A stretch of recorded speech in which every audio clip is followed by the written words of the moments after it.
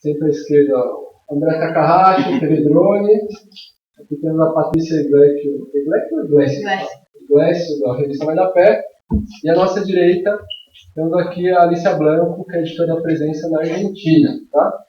O tema que a gente vai tratar agora vai ser sobre se a mídia deveria ser opinativa ou informativa. Né? Então, vai no debate sobre a ética no jornalismo. Então, a gente vai falar um pouco sobre isso.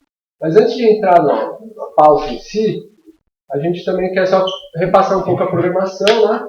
Ontem a gente teve uma abertura, depois sobre qual que é o papel da mídia livre nesses novos tempos, onde a direita saiu do armário e está vindo para cima de todo mundo, né? E não só no Brasil, isso está sendo em toda a América Latina. Hoje a gente está falando sobre manipulação da mídia, e mais tarde a gente vai falar sobre cobertura de imigração e refúgio, não só nas cidades que estão recebendo os refugiados, mas inclusive também em zonas de conflito, enfim, esse tipo de situação. Né? Na sexta-feira a gente tem uma oficina, tá?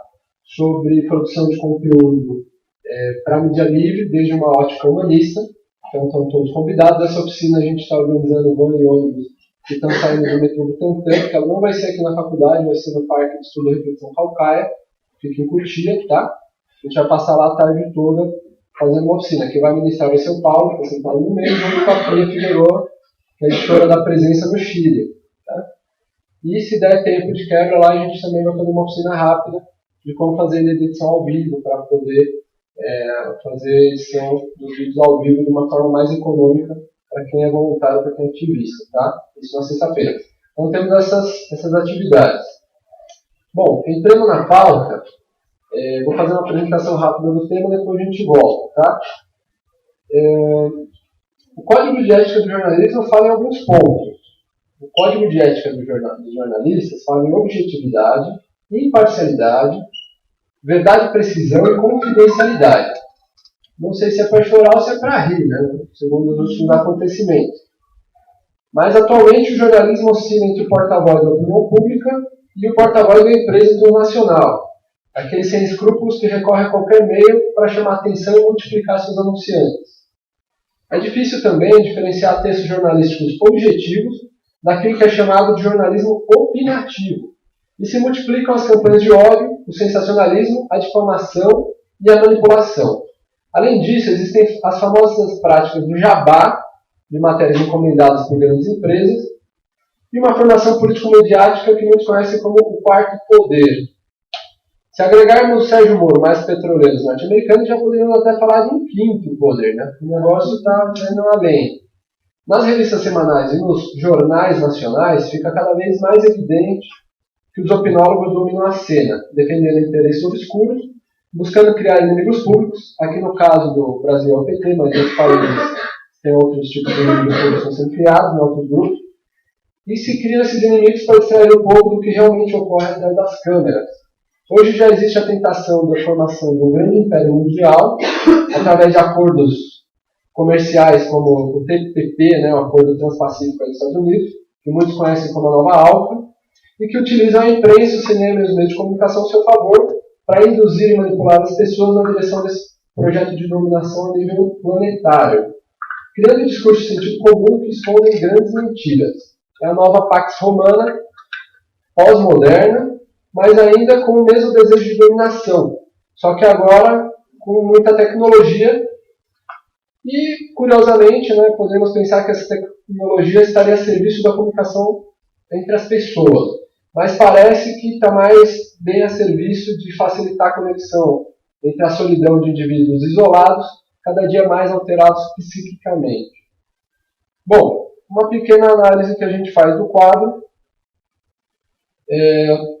Não é também de se espantar, né, que comece a acontecer desbordes de fenômenos como a gente viu essas últimas semanas, fenômenos de alteração crescente, cada dia maiores, também são sintomas de um sistema que vai caindo, né, um sistema de comunicações, sobretudo sistemas de crenças, sistemas políticos, sistemas ideológicos.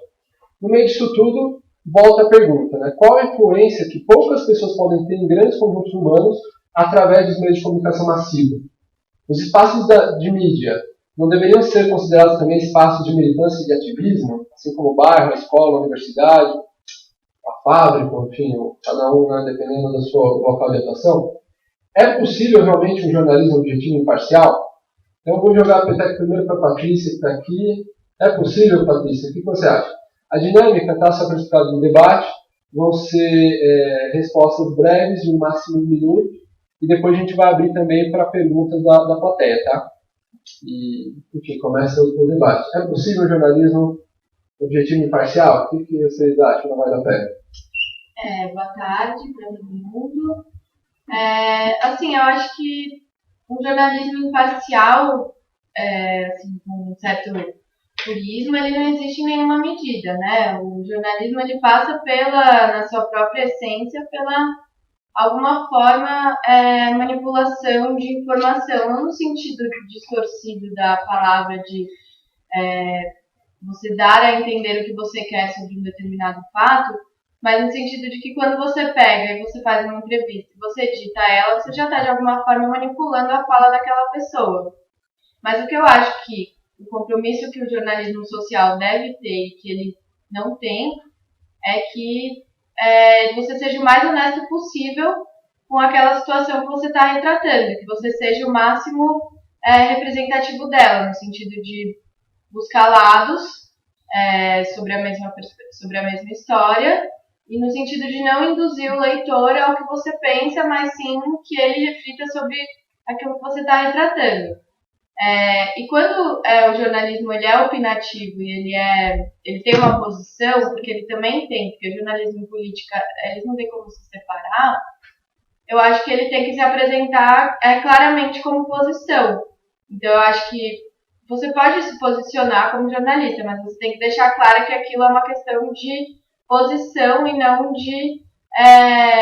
fingir que aquilo é uma informação, aquilo é um dado, aquilo é a sua opinião, né? Então, eu acho que é mais ou menos por aí. Acho que quando você opina e você tem uma posição, você tem que demonstrar ela de maneira clara. E quando você quer retratar uma situação, você tem que ter o maior compromisso social possível com a situação que você está retratando. Então, você tem que buscar o máximo de lados e você tem que deixar o máximo os atores sociais daquela situação falarem do que você falar. Acho que é mais ou menos por aí que eu vejo. Muito bem. Takahashi, é possível uma mídia imparcial, objetiva? Só uma dúvida antes de eu responder. Dava para levantar a mão quem é que é aluno da Belas Artes? Só para eu ter noção. Tá, 2 pessoas. Ok. Não, só para eu ter noção do público, quem que está pelo evento, quem que é mídia livrista, quem que é aluno. Né? Bom, eu não encaro como possível uma mídia imparcial, né? E eu acho meio idealista também a gente esperar que principalmente os grandes meios de comunicação vão fazer uma cobertura sobre algum fato, algum evento, sem colocar sua opinião, mesmo que de forma subliminar. Né? Para mim isso daí é impossível, assim, eu acho que é um pouco... É quase um conto de fadas, assim, a gente esperar que não só a grande mídia, como a própria mídia independente, a mídia militante, né? Todo mundo aí está partindo de um ponto de vista, de um sistema de valores, né? Eu também encaro hoje em dia que os veículos de mídia, eles são as verdadeiras novas organizações políticas, assim, de hoje em dia. Para mim, uma agência de notícia é quase, né, cumpre uma função de um partido, de organizar as pessoas, de informá-las, de falar qual a pauta mais prioritária, né? Isso daí todas, não estou falando só os big, né, que a gente costuma criticar, acho que todo mundo tem essa posição. O que me preocupa é a ingenuidade das pessoas de achar que as mídias são imparciais, né? Porque mesmo quando a gente lê uma matéria muito imparcial, que a gente fala, nossa, aqui ele foi equilibrado e tal, mesmo esse equilíbrio é pensado de uma forma para favorecer uma opinião, né? Seja algum valor, né? Seja alguma ideia, não necessariamente o que está sendo noticiado ali, né? Então, eu parto desse princípio, assim, eu não acho que é possível uma mídia imparcial, né? As pitadas de imparcialidade que todas as mídias têm, na verdade, são parte da construção da narrativa para defender seus valores e suas opiniões, né? Então, agora uma solução para isso, eu sei que não foi a pergunta, né? Mas acho que uma forma de deixar isso daí mais claro, né? Eu acho que é importante isso daí ficar claro para o maior número possível de pessoas, porque aí perde um pouco a força, né? É ter educação de leitura crítica da mídia nas escolas e nas universidades, né? Não só para criança, mas acho que até em associação de bairro tem que ter uma oficina de leitura de mídia. Gente, vamos comparar essa capa da Veja falando do PT e essa outra falando do Aécio.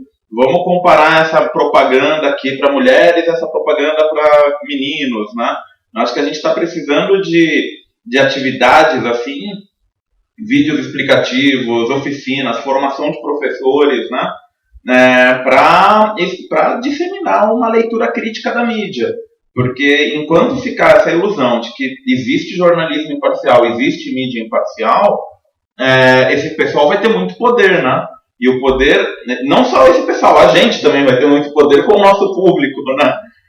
E por mais que a gente deixe explícito que a gente tem lado, que a gente tem posição e tal, né? Eu acho que é basicamente isso. Assim, respondendo a sua pergunta, eu não acredito em mídia imparcial, mas nem um pouco imparcial. Alicia, significa a tu hablas português, ¿no? ¿Prefieres en portugués o español? Tú sabes. Si prefieres español, traduzco. Si prefieres portugués, bueno. ¿Existe o não existe mídia objetiva e imparcial? Como é para você? Não existe, eu acho que não existe não apenas na mídia, não existe imparcialidade de jeito nenhum em nenhuma atividade humana. Imparcialidade, objetividade não existe, porque qualquer atividade que as pessoas fazemos inclui sempre a nossa mirada, a nossa formação, o que falar, os nossos valores, o ponto de vista do qual a gente fala. De jeito nenhum acho que exista. E acho sim, como eles falavam, que na mídia tradicional, na verdade, como parece que o valor é precisamente a imparcialidade, disfarçam as suas opiniões e fazem aparecer as coisas como se essa fosse a verdade mesmo. Supõe-se que são imparciais. Apresentam as coisas como se não pudessem ser discutidas.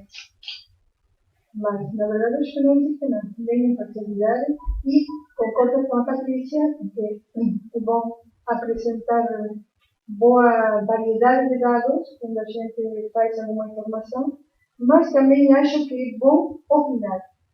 Isso depende também do sentido que aquele trabalho que fazemos tenha para nós. Mas no meu caso, como parte da presença, entendo a informação como um instrumento de transformação da realidade. Nesse sentido, gosto e acho importante de colocar uma opinião muito clara, dizendo por que opino o que eu opino, sendo que não é possível ter dado para o leitor a informação necessária para ele tirar suas próprias conclusões. É possível o moderador de um debate ser imparcial? Pergunta. Mas a imparcialidade é um mito? Não seria melhor, então, já devido às respostas aqui, a gente admitir publicamente o posicionamento e depois tentar ser um pouco justo, tentar não ser tendencioso? Escolher uma notícia é tomar um partido? Ter lado é fazer parte de um bando? São perguntas que têm sutileza, né? Então, no caso, acho que entrando um pouco no que o Takahashi até já antecipou ali, então, se já vai incluído, né, o olhar, né, qualquer ser humano quando emite uma opinião, já a sua subjetividade incluída, ou o veículo, né, quando emite uma notícia, também já vai um pouco de editorial ali embutido. Como a gente combate os excessos e abusos nessa divulgação de informações que se diz neutra, que se diz retratar fidedignamente a realidade? Como combater os excessos e abusos? Essa é a pergunta agora. Quem quer começar? Agora um pouco mais dele. Seguir a mesma ordem, quer alterar?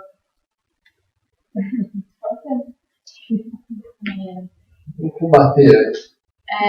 Soltaram os grampos, e aí?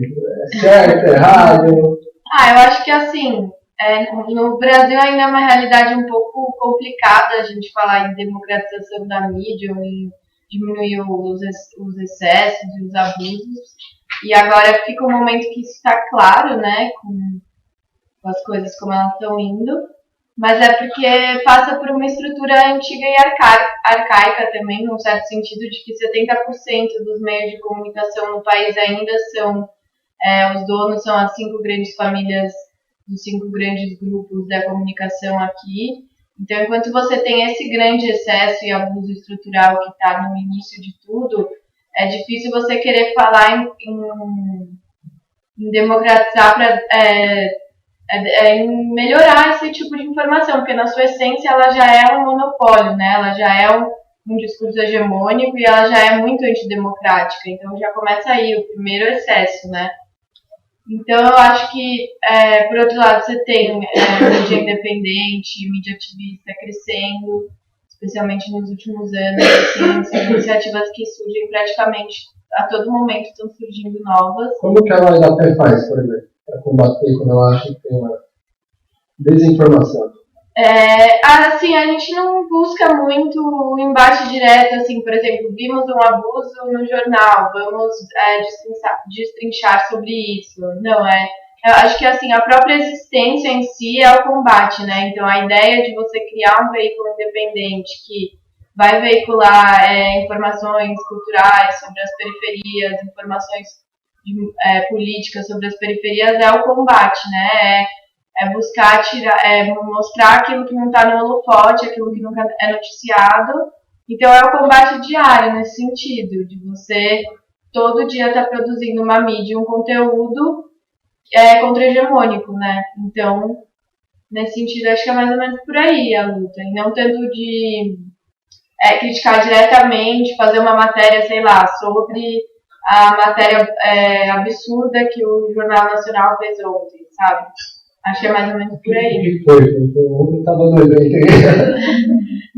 Não foi nem no Jornal Nacional, foi no SPTV que passou o que aconteceu lá na PUC.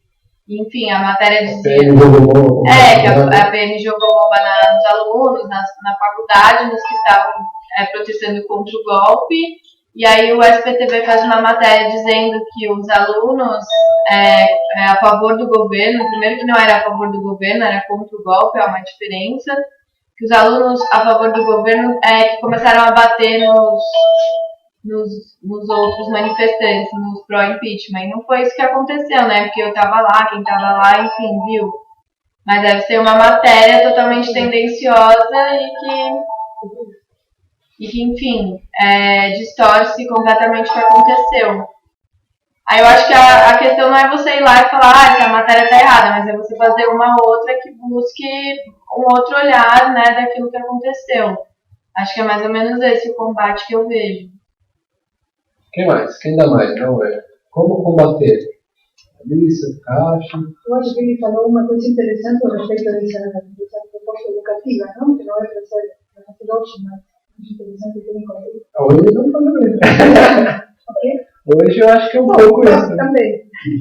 Mas sempre dizer no sentido de uma proposta mais ampla, não? Mas acho por uma parte, coincido com a Patrícia, também é fácil para um moderador fazer um trabalho com pessoas que coincidem. Claro, mas difícil quando vem aí de verde e amarelo para café, né?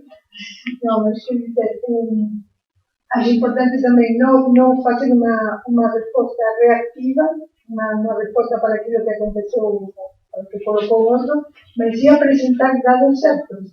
Uma das ferramentas mais fortes da mídia tradicional é o silêncio.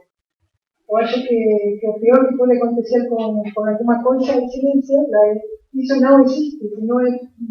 Se não é publicado, se não aparece na TV, não existe. Eu acho que uma forma importante de compensar isso é dar existência nos nossos meios, nas nossas possibilidades, para isso que não está sendo publicado na mídia tradicional. Em princípio, eu acho que isso é. Bom, tá saindo? Tá saindo. Nossa, parece que não. Então, agora sim. Eu acho que tem essa questão que eu levantei já de uma educação de leitura crítica da mídia, né? Já existem alguns coletivos que fazem isso, né? Mas de forma bem pontual, bem localizada. Eu não conheço nada em escala, por exemplo. O que a TV Drone faz, por exemplo? Não, a gente não faz formação em leitura crítica da mídia, né? Mas assim, para combater. Não, a gente. Bom, eu vou seguir a minha linha de raciocínio aqui.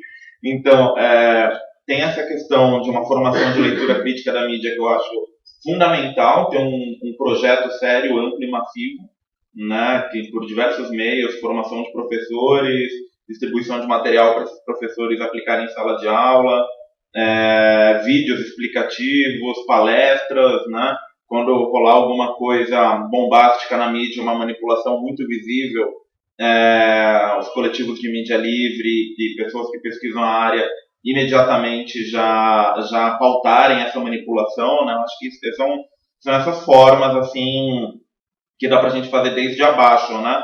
E por cima a regulamentação dos meios de comunicação, né? Que o pessoal chama de democratização dos meios de comunicação, que eu acho que hoje em dia essa expressão democratização dos meios de comunicação já ficou meio estigmatizada, né? Por causa dos blogueiros de direita.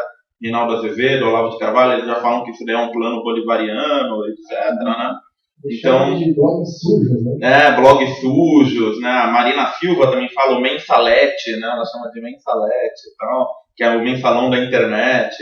Então, a gente vê aí várias pessoas aí já estigmatizando essa questão da democratização dos meios de comunicação e dos meios independentes.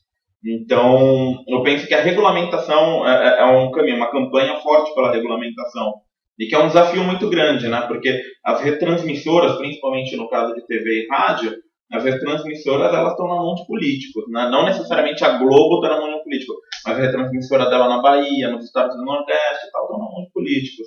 Então é isso, é desconcentrar os meios de comunicação, né, para tentar diminuir essa questão da propriedade cruzada, né? O cara é dono da maior revista, da maior TV, da maior rádio. Isso daí é um poder incrível, né? E principalmente também fazer esse pessoal, não só eles, todos, né? Mas aí a lei tem que valer para todos, que é a questão do direito de resposta, de provar o que está falando, né? Você pode ter uma opinião, mas você não pode difamar, acusar o cara de algo que ele comprovadamente não fez, né? E a gente vê a mídia sempre já criando culpados primeiro e já direcionando as decisões do judiciário. Então, tem que ter regulamentações legais. A gente tem que ter aliados no Ministério Público, por exemplo, para ver isso. Porque lei tem, né? Também, lei tem para regulamentar isso. A questão é a gente disposto a aplicar a lei. Sobre o caso da TV Drone, a gente está se estruturando, a gente é um dos meios de comunicação independente aí dessa nova safra, a gente é um dos menores, a gente nem aparece naquele mapeamento que a agência pública fez, né? A gente é bem pequeno, a gente faz uma produção de vídeos que a gente chama de panorâmica drone, que geralmente são alguns atos de protestos, alguns atos políticos, que a gente vai lá, faz um drop informativo sobre aquela manifestação, né? A gente está começando a gravar alguns programas de debates, tem um que é o Exploit, que é sobre interface de tecnologia e política, né? Focado mais para fazer essa ponte mesmo entre os hackers e os militantes e tudo mais. E a gente também vai começar agora um programa junto com o pessoal, os conselheiros municipais que foram eleitos na última eleição do Conselho Participativo Municipal, se chama TV Conselho, né, que é para trazer os problemas do bairro, as questões da comunidade e os problemas que eles estão enfrentando no Conselho Participativo Municipal, que é uma ação da prefeitura que só aparece no momento da eleição e da posse dos conselheiros, e aí depois, durante o mandato, eles somem, né, e você fala, o que aconteceu com o Conselho, né? E é isso que a gente quer mostrar, né, quais são as dificuldades, os problemas, que a gente vê que foi montado um conselho, mas não foi dada condições para ele trabalhar. Então, já nos 6 primeiros meses, boa parte dos conselheiros desistem dos seus mandatos, abandonam seus cargos, né? E aí a gente quer acompanhar essa nova legislatura de conselheiros, né? O que eles vão estar fazendo. E a gente está aberto para outras propostas, né? De programas, de diversos formatos. A gente tem um estúdio, né? A gente divide o mesmo espaço lá que o pessoal aqui da presença, né? A gente tem um estúdio lá para fazer gravação, temos ilhas de edição, né? E uma pequena equipe que dá suporte também para as parcerias que a gente vai fazendo. E esqueci de falar, tem um outro importante, que é o De Olho nos Ruralistas, né? A gente está preparando um crowdfunding para financiar a produção desse programa. Vai ser um programa quinzenal, que é um observatório do agronegócio. Assim, né? A gente já fez ele de forma totalmente voluntária 2 anos atrás, a gente fez 12 edições dele, né? Agora a gente quer fazer ele com um pouco mais de dedicação, né? Liberando algumas pessoas para preparar o clipe, análise de notícias, fazer uma edição do conteúdo, porque né, na primeira tentativa a gente fazia por streaming, né? Então não ficava muito boa a qualidade. Então agora a gente quer fazer programas bem editados, gravados, com blocos de no máximo 6, 7 minutos. Legal. Da plateia, quem tiver já questões para o debate, já vão tomando nota, que a gente já vai abrir daqui a pouquinho, tá? A gente vai fazer mais uma pergunta, mas antes de ir para a próxima pergunta do debate, também queria perguntar se para os debatedores, se alguém tem materiais, não sei o que a Carlos trouxe, mas também a gente tem aqui a exposição da internet, se quiser mostrar algum trecho, a gente poderia aproveitar para mostrar algum material, não sei se vai dar para alguma coisa que Posso você ser, mostrar. mas aí eu tenho internet que não funciona. Esse computador que está aqui do lado, ele está com a internet liberada. Então, se alguém quiser já ir preparando, não sei se... O da caixa está até no... Não, já está no minuto. No jeito. O que você trouxe para a gente ver? Eu estava com a Semana Latino-Americana de Mídias Livres, a gente queria falar de manipulação midiática. Eu também não tinha certeza de quantos alunos da Belas Artes teriam aqui. Eu acredito que, como a maioria parece que são pessoas ligadas ao meio de mídia independente, acredito que a maioria já viu esse material que eu trouxe, que é aquele vídeo bem famoso sobre o golpe na Venezuela, a revolução não será televisionada. Eu acho que algum da Hã? algum da viagem, provavelmente já devem ter. Você já assistiu a Revolução não será televisionada? Quem já assistiu? Né? Quem já assistiu a Revolução não será televisionada? Quem não assistiu? Quem não assistiu? Vale a pena. É um trechinho curto. São 2 trechinhos curtos, né? Eu só fazer uma introdução, então, do que é. Se você quiser já ir procurando enquanto eu faço essa pequena introdução, para economizar tempo. Vem cá, quando você vai preparando, ali. Gente, então, só para contextualizar, quem ainda não sabe o que ocorreu na Venezuela, né? Em 2002, teve uma tentativa de golpe de Estado, né, lá naquele país, por iniciativa capitaneada pela mídia, em grande parte, né, com apoio dos setores militares e alguns partidos da oposição e a Federação de Indústria e também a Federação de Trabalhadores, né, que o Sindicato dos Trabalhadores lá era bem chapa branca, assim, na beleza. Fazia o jogo do patrão, né, para quem não entende esses termos. E aí houve essa tentativa de golpe de Estado porque o governo do Hugo Chávez, né, ele estava iniciando um processo de tomada de controle da estatal do petróleo. A estatal do petróleo na Venezuela ela funcionava quase como um estado paralelo, sem prestar contas para ninguém. E acho que todo mundo aqui sabe que quase toda a riqueza da Venezuela vem do petróleo, né? Então, quando o governo começou iniciativas para tomar o controle da estatal, fazendo demissão de executivos, colocando pessoas ligadas ao projeto do governo, esse foi o start do golpe lá na Venezuela, né? Como os partidos políticos tradicionais estavam bem desacreditados, estavam destroçados por diversas denúncias de corrupção, tinha acontecido o impeachment também, né, antes do Hugo Chávez assumir. Então, todos os partidos tradicionais tinham sido destroçados em uma série de denúncias de corrupção, inclusive foi isso que possibilitou a ascensão do Chávez, né, em 98, e sobrou para os meios de comunicação organizar a resistência ao governo Chávez lá, né. Aí os trechos que eu vou mostrar desse vídeo, depois eu recomendo quem não assistiu assistir ele inteiro, é bem fácil de achar no YouTube. Eles mostram alguns exemplos de como a mídia preparou o terreno para criar uma opinião contrária às ações do governo bolivariano. E depois, quando teve o episódio que deflagrou o golpe de Estado, como a mídia, né, fez recortes, deturpou informações para justificar a necessidade de uma atitude drástica que seria os militares na rua para tirar o governo, né? Só para explicar também o episódio, era uma marcha opositora, uma marcha anti-chavista, que estava tendo sua concentração lá, né, contra o governo, contra as demissões na estatal do petróleo, e ao mesmo tempo os chavistas chamaram uma concentração na porta do palácio para apoiar o governo. Então eram duas manifestações que estavam em locais bem diferentes da capital, Caracas. E no meio da concentração da oposição, a liderança falou, vamos todos para o palácio, né? E eles conduziram centenas de milhares de pessoas em direção ao palácio, onde tinha centenas de milhares de chavistas, né? E aí o exército, a polícia, fez um colchão entre eles para impedir as duas manifestações de se encontrarem.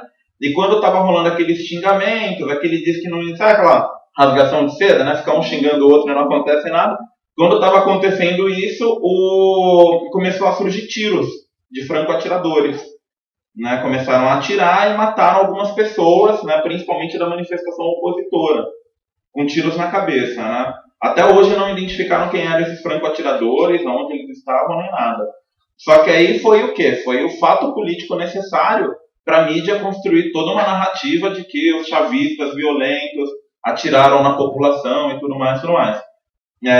Para não falar que é uma história tão preto e branco assim, na manifestação chavista tinha gente armada. Na Venezuela é comum o povo andar armado. Parece que lá o Estatuto de Desarmamento não existe. Né? Na manifestação chavista tinha gente armada. E eles usaram imagens de chavistas atirando nos lugares onde eles achavam que tinham... Não, só mostrar rapidinho, só para terminar, que eu estou concluindo. Né? Eles usaram imagens dos chavistas atirando para o alto dos prédios, tentando acertar os franco-atiradores. Só que eles editaram de um jeito tal que parecia que eles estavam atirando na manifestação opositora. Né? Então vou mostrar aqui. Lembrando que a gente é a favor da não violência, da paz da não violência, dos direitos humanos. Tá, são 2 trechinhos curtos. Esse daqui é uma reunião dele com os ministros, onde ele fala um pouco da necessidade de se articular com a mídia independente.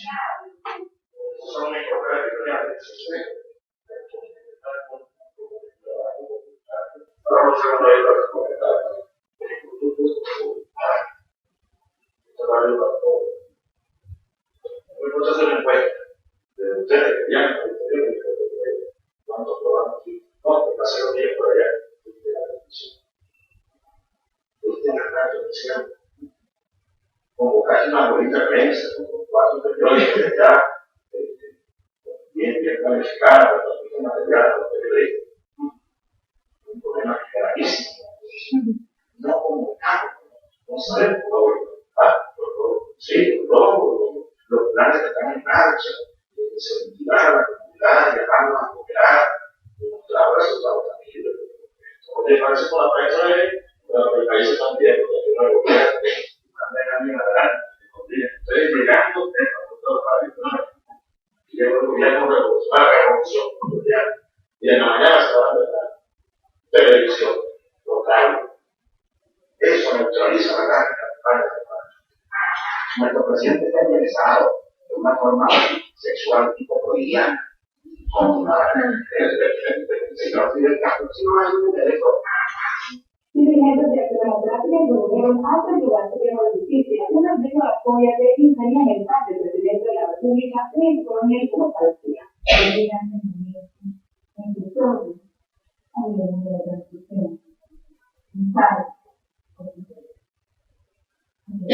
Bem parcial, né? Tá, só mostrar aqui a cena dos tiros agora.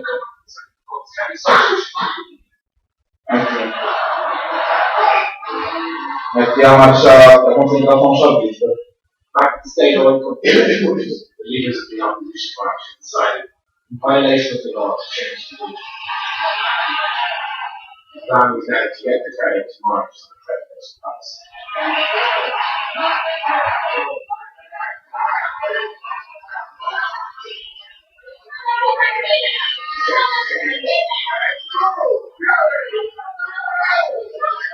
Qualquer semelhança com a manifestação do Rio foi uma semelhança.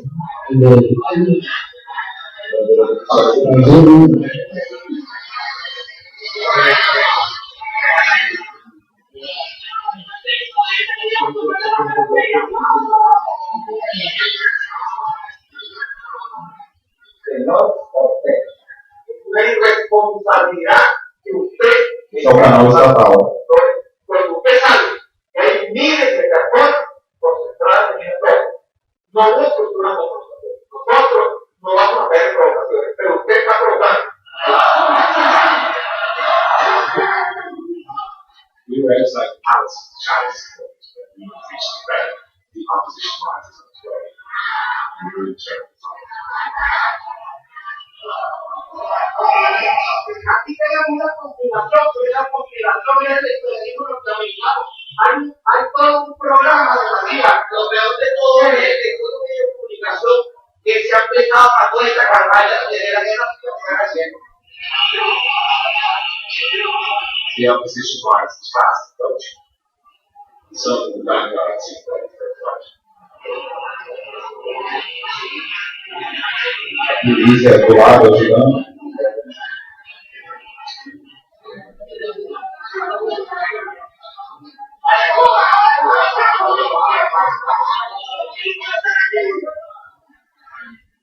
Thousands of Chinese supporters still surrounding the palace. Confrontations imminent. Then at about 2 p.m., we saw the opposition march arrive. The army tried to act as a buffer between the two groups.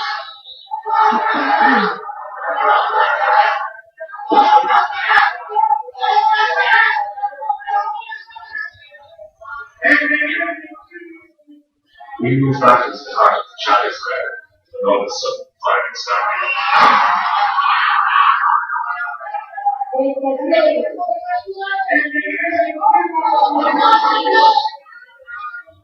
We couldn't tell where the shots were coming from, but people were being hit in the head.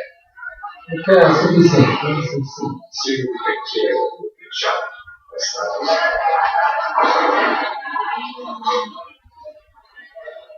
Vou colocar na parte que aparece a manipulação da TV.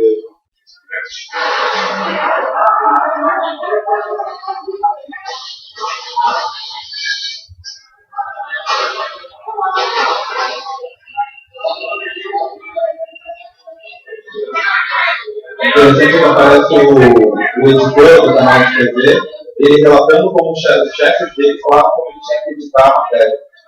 One in four Venezuelans carried handguns, and soon some of the Chinese supporters began to shoot back in the direction the sniper fire seemed to be coming.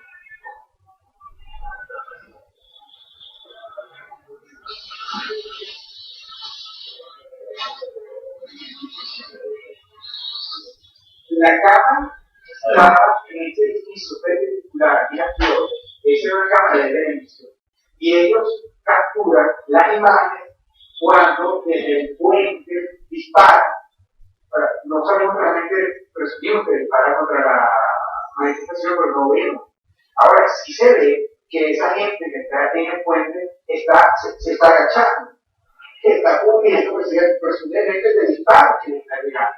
A nosotros no hicimos ningún esfuerzo por averiguar qué era lo que estaba pasando, sino que ya condenamos y se manipuló y esas imágenes se repitieron de una a otra y otra y otra vez para decir que el chavismo había asesinado o era el principal culpable de la masacre de Caracas.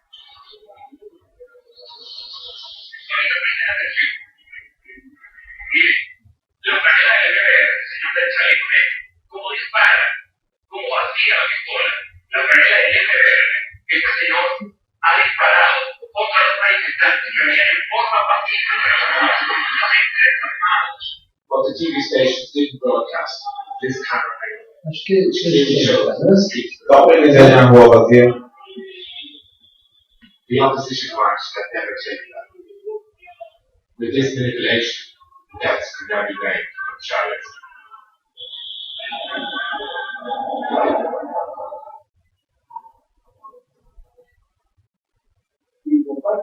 Muito bem, muito bem. Agora vamos ver o trabalho da pé. Lembrando que esse foi o caso mais célebre de manipulação, né, da mídia urbana. Isso é bem conhecido e reconhecido aí como uma distorção bem grave. Até a Veja reconheceu isso. Eu acho que é legal porque é um dos próximos pontos que a gente vai debater hoje, que tem a ver como esse opinativo leva também a campanhas de ódio, né? Mas vamos mais mostrar o valor também. Pode ser. Então, é que na verdade acho que seria legal mostrar algum trabalho da Vai da Pé para as pessoas entenderem um pouco do que se trata, porque, enfim, a Vai da Pé não trata tanto de assuntos da política institucional, mas a gente busca fazer isso de uma outra forma, e esse é um episódio de uma série que a gente criou sobre negros LGBT nas periferias de São Paulo. E aí, sei lá, mostrar um pouco para vocês entenderem um pouco do que é nosso trabalho audiovisual.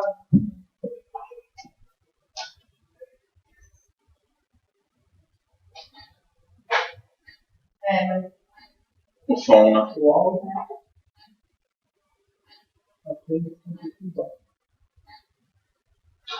Acho que na mesa de som aí. Mesa de som pode aumentar um pouquinho. Já está no máximo. Está no máximo? Será que é do computador? Tá bom.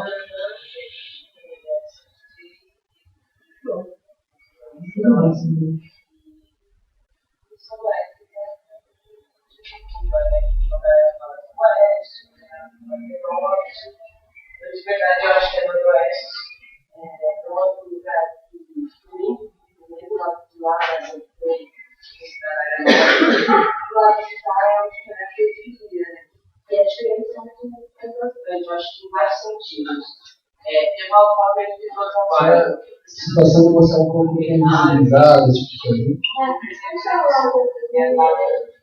A linguagem que eu tenho, que é a linguagem acadêmica, né? É a linguagem correta, acadêmica. Então, eu acho que eu sinto muito menos preocupei da mulher periférica que eu produzindo as coisas. Então, eu percebo que às vezes uma outra pessoa faz o mesmo discurso, fala muito coisa errada muitas vezes, mas vai convidado da mesma vez, como eu sou cobrado automaticamente, assim, eu sou cobrado já direto, assim, ó, o gay pegando, olha a favela errando, olha a favela falando errado. Eu percebo também quando eu tenho que não chega a evento, está no evento LGBT, longe da metade, assim, tudo assim, percebo também que sou diferente, quando eu vejo junto com pessoas diferentes, porque o evento que eu deixei na boa agora, e eu vi como é legal a gente ouvir mal voltar as Zona Leste. Como incomodativa a gente ouvir mal voltar as Zona Leste, sendo lésbica, bicha, gay, travesti, e até mesmo no meio nosso, mesmo assim, eu percebo que eu sou uma mulher lésbica, e eu que comigo as pessoas não têm mais devagar do que às vezes eu me perder, querendo algo mais rápido. Eu não posso ser uma mulher lésbica e gostar desse categoria inclusiva, porque isso não é feminino, sabe? E o que é ser feminino, né? Define ser feminino como mulher, né, da sociedade. As pequenas aspirações ainda não têm. Eu percebo não encaixar tanto nos padrões e falar, eu falo mesmo, eu falo quem é machista, aponto quem é machista e ponto. Acho que isso também é meio. As pessoas já me atacam também por causa disso. Eu acho que é isso.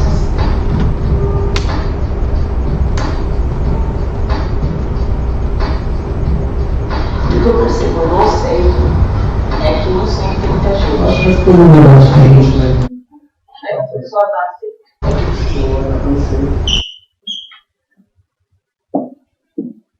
Um pouquinho. Enfim, esse é um dos episódios que é com a Luana Hansen, que é uma rapper, né?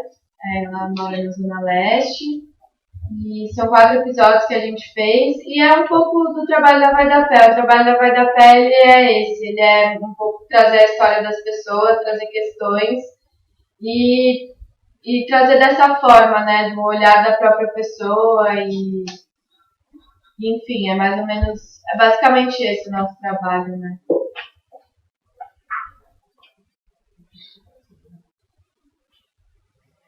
A gente vai preparar um videozinho também, está fazendo a presença, bem curtinho também. Daqui a pouco já vai passar. Também no sentido de mostrar aí uma outra pauta nacional que sai em poucos lugares, né? Uma denúncia que eu fiz com o blogueiro. Daqui a pouco a gente já vai ver. O que mais?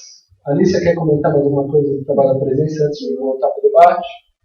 a ideia é também mostrar um pouco para ter uma base de que tipo de materiais podem ser produzidos, ou também, no caso do Takahashi, que tipo de manipulações ocorrem, às vezes num grau preocupante, né? Por usar uma pessoa de assassinato, quando na verdade ela está se defendendo de um próprio atirador. Né? E eu lembro que nessa época isso passou no mundo todo muitas vezes, até que se descobriu, em pouco tempo se descobriu. Em 2 dias. 2 dias, né? Mas se descobriu porque o editor do canal de TV pediu demissão e foi denunciar, que é o cara que está relatando o caso. Foi só por isso que descobriu, porque o cara que fez a edição assumiu o crime. Assim. Claro. É um negócio preocupante, realmente. Né? Entra uma pergunta, enquanto eu vou preparando um vídeo, que é o seguinte: até que ponto a manipulação da informação, né, ou essa coisa do jornalismo opinativo, deixa de ser neutro e começa a fazer campanha de ódio? Né? Será que aí já não há um limite? Por exemplo, a pergunta, na verdade, que o pessoal faz: bom, qual que é o limite do humor? O pessoal faz muito essa pergunta hoje em dia. Qual que é o limite do jornalismo, ou do opinativo do jornalismo? Né? Até que ponto a gente pode opinar sem gerar, por exemplo, campanha de ressentimento, campanha de ódio, e até que ponto a gente pode, né, assumir que tem um lado ali na notícia sempre, mesmo que você não queira, porque você já parte de uma ótica, até às vezes de uma intervenção de ódio, uma expressão, às vezes que passa quem está passando a notícia, como escreve, como edita. Mas qual é o limite? Qual é o limite? Então vou colocar essa pergunta: até que ponto, Alice aqui, uma sequência aqui, qual que é o limite que o jornalismo pode ir? O que configura? Que elementos configurariam o limite da ética no jornalismo, mas da imparcialidade? Qual é o limite? Eu não tenho muita certeza, porque, em primeiro lugar, eu não sou jornalista. Eu sou jornalista voluntário. Militante social. Né? Mas eu... É editora da Presença na Argentina. Certo. Mas quero dizer, eu acho que não tem um limite preciso e que ainda se tiver, em todo caso, as campanhas de ódio sempre estão manipuladas pelos grandes médios em relação com os interesses daqueles para os quais trabalham. Esses mesmos medios, esses mesmos setores para os quais eles trabalham, são os que conseguem manipular a justiça também. Então, tem casos como a difusão desta gravação entre a presidenta e o Lula. Bom, já foi difundida. Agora já não faz muito sentido que digam foi um erro ou foi um delito, ainda que acabe sendo culpado alguém, ainda que alguém deva pagar alguma coisa, já foi, já se instalou, já apareceu. Então, quero dizer, o limite está dado pela moralidade do cara que participa. Não tem jeito eu acho, não tem jeito de limitar um sistema que, na verdade, não tem nada de certo. Não tem justiça real, não tem democracia real. A única ferramenta que temos é a de fazer nós mesmos uma análise ou tentar fazer com que outros analisem, como estávamos falando antes, com que se considere como que está sendo dada a notícia, com que apresentemos outros pontos de vista, porque, pelo demais, eu tenho a impressão de que limite não tem. Essa é a minha impressão. Limitados. Tenho a impressão de que são limitados dependendo da grana que eles estejam manejando. A mais grana, menos limite. Muito bem, antes de passar para a pergunta, é na mesa. Né? E lembrando que quem tiver perguntas, tem gente que já tem perguntas, gostaria de fazer perguntas para os debatedores. Estou anotando, né? Se tiver perguntas. Vamos passar um vídeo aqui, que é uma denúncia, tá? Sobre o dia que levaram o Lula para o aeroporto para depois, não para uma delegacia. Né? Então vai ter um blogueiro que tem um relato, ele não cita a fonte, mas ele tem um relato dentro do próprio exército. E a gente produziu esse vídeo para falar de algo que não saiu em nenhum lugar. Inclusive até as mídias independentes, muitas ficaram com medo, porque, enfim, de circular. Não é bem medo, é que como ficou um boato, né? Acho que o pessoal segurou um pouco. Falou, pô, é uma história muito espetacular pra gente falar sem ter uma comprovação, sem alguém dar a cara a tapa e falar, eu vi, eu sei. Não, o blogueiro deu essa cara, né?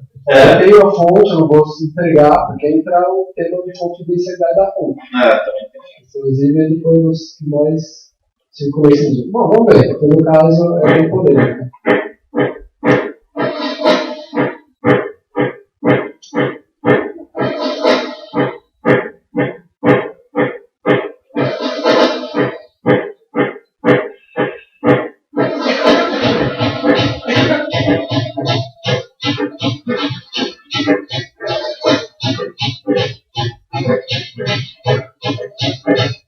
Imagens são só ilustrativas, também se não dá. Essa é a foto do autor.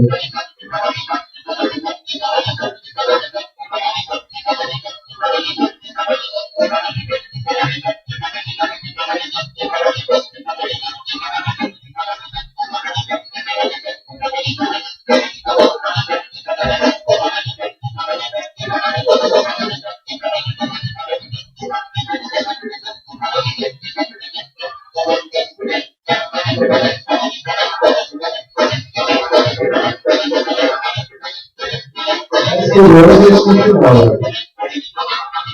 Eu estava lá estudando a situação do Bolsonaro. Meu amigo, né?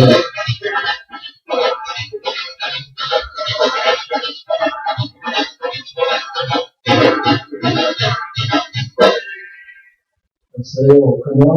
Esse vídeo teve 50 visualizações em poucos dias. Circulou mais, obviamente, em termos independentes, né?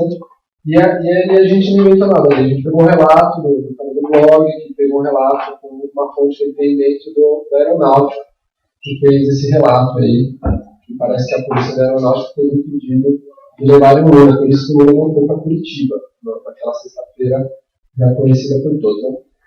Enfim, é um tema que no mínimo, se a imprensa tivesse interesse, né, porque você vê, o Grampo que não falava grandes coisas, fizeram algum negócio desse, ninguém fala, né? Então chama atenção essas desproporções também, né? Esses pesos e medidas tão diversos, tão diferentes. Mas voltando à pergunta, qual o limite? O humor tem limite? E o jornalismo? Tem limite? A manipulação tem limite? O opinativo tem limite? Qual é o limite do opinativo? Quem quer assumir? Cara, eu acho que o limite é a objetividade, assim, né? A realidade, os elementos que você tem da realidade. Pode colocar toda a tua opinião diante do que você tem nas mãos de dados e de coisas comprovadas, né? Para mim o limite seria esse, assim. Não tem... É a matéria-prima com que você vai trabalhar a sua opinião, né? Esse é o limite. Então, quando passam do limite é quando já culpa, já julga alguém sem ter uma prova, né? Às vezes nem culpa abertamente, né? Mas faz aquele... que é o que a gente está vendo agora, né? Eu não estou falando que o Partido dos Trabalhadores é um bando de santinho lá, né? Mas várias coisas que não eram provadas ou que eram suposições ficam semanas repetindo na mídia, diariamente, essas suposições, nunca falando que é mesmo, mas suposições que você... até que chega uma hora que na cabeça do pessoal já é, né? A famosa pulga atrás da orelha. A famosa pulga atrás da orelha. Então, repito uma mentira 1000 vezes que ela se torna verdade, né? Que era um mandamento da propaganda nazista. E, por exemplo, várias coisas em relação ao sítio, ao triplex, né? Que é a coisa do momento. Também não estou falando que o sítio e o triplex não tem alguma coisa a ver, alguma coisa estranha lá. Mas qualquer coisinha, qualquer suspeita que surgia, a mídia ficava a semana inteira levantando aquilo, né? Algumas, por exemplo, foi até comprovado que não tinha nada a ver, né? Falaram de uma empreiteira lá que tinha reformado o sítio do Lula, depois descobriram que não era essa empreiteira, era uma outra história. A reformada era da Globo, né? Tipo, tem uma série de rolos, né? Então, acho que o limite é esse, é trabalhar com a realidade objetiva, né? Com os dados que você tem, as coisas comprovadas. Eu acho que nesse caso a questão é que o limite ele não existe, né? Então, assim, na questão do que está acontecendo na mídia junto com o Poder Judiciário no processo de impeachment impeachment da presidente e no processo da Lava Jato, que agora envolve o ex-presidente Lula, você não tem o menor limite. Você tem, na verdade, uma ação política e muito bem elaborada e que está acontecendo 24 horas por dia há meses no país, no sentido de agir contra o governo e contra o ex-presidente, agir a favor da prisão dele. Então você usa a notícia nesse favor político, nesse ato político o tempo inteiro. Então não há limite, assim. E aí por isso chega nessas aberrações, como o Poder Judiciário está agindo em conjunto com a mídia o tempo inteiro e vazar um áudio que a imprensa inteira divulga de uma ligação, ou como no dia que a PF foi para casa do Lula, que o Jornal Nacional já estava lá esperando. Então extrapola o limite do jornalismo e o da justiça, né? Porque começa a agir junto, assim, então eles estão agindo juntos nesse sentido. E aí acho que é mais ou menos por aí, assim, não há limites para conseguir o que a grande mídia quer nesse momento, não há limite. Eu lembro que um caso recente também, que foi bem célebre de manipulação, foi com relação à ocupação das escolas estaduais em governo do ano passado, né? Onde o pessoal de UNSCD pegou eles foram protagonistas desses eventos, mas circularam um áudio que vazou, né, do secretário, do assessor do secretário de Educação, comentando que ia para a guerra com os estudantes e tal. E um ou 2 dias depois, bandos armados começaram a entrar em alguns colégios, né, prendiam os alunos numa das salas, começavam a devastar a escola, tacar fogo, quebrar tudo. E em poucos minutos chegavam, para variar, sempre os mesmos veículos, né, os veículos já conhecidos aí dos Marinhos, do Civita, dando a notícia em primeira mão exclusiva, né? Então mostra como o pessoal também orquestra, né? Assim, até ações já que beira a criminalidade. Né? Se pegar estudantes menores, vai no colégio, prende uma sala, taca fogo, isso é uma coisa bastante perigosa, né? Então tem vários casos recentes aí que eu acho que são bastante conhecidos, mas eu acho que vale a pena recordar, né? Quando se ultrapassa todos os limites. Agora, ok, transpassou todos os limites. A gente vive agora no Estado, como no Estado de Direito, Estado da direita, né? Sobretudo por conta da dominação central dos meios de comunicação e do judiciário, né?